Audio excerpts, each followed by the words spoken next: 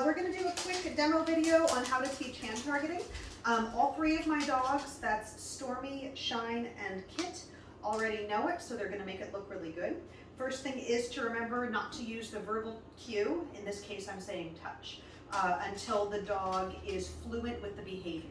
And the way you get that initial fluency is by starting with one treat hidden under your thumb.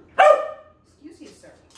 One treat hidden under your thumb, and then when I release my hand out, the dog is going to investigate, the dog is going to sniff and make contact.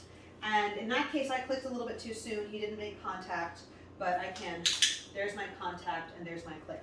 So the click happens, or if I'm using a verbal marker like with Stormy, I'll hold my hand out, yep, and then I will release the food. You'll notice that my orientation for my hand is changing when I'm delivering the food. Can you sit please, sir? Thank you. So if I say to Shine, touch, yep, and then I'm releasing the food like that.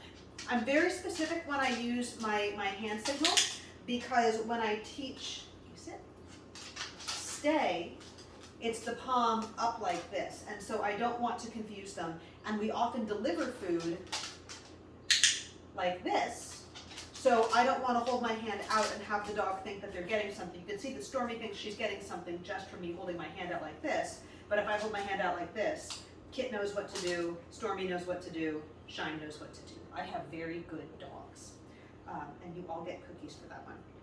So, some things to remember: the click or the verbal marker, in this case, yep, tells the dog that was the moment you did the right thing, the cookie is on its way. You don't use the verbal cue until you have fluency, and again, fluency is no hesitation for the dog offering that nose to hand when you present your hand horizontally.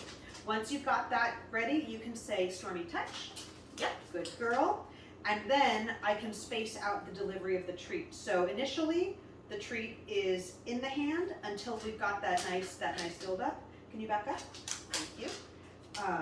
And then after that, we can start spacing it out so the dog doesn't get the treat until, yep, even a couple seconds after they've already done the behavior.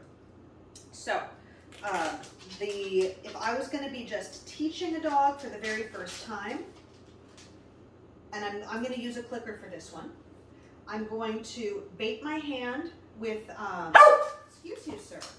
I'm going to bait my hand with the treat, hold it out, click and release, changing the orientation of my hand when I do that. Do that a couple times, click and release, and then you ladies will get a chance in a second. And then after that, I'm just going to have an empty hand, and then click and feed, and then I can use my verbal cue, touch, and then I can feed. Kit makes it look very, very quick. Shine is 13, she's a little bit slower, but I can say, can you sit please?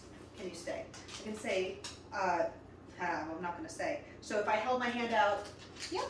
So it's a little bit slower for Shine. I'm going to do that one more time with a baited hand. Not you, Stormy, hang on, Shine.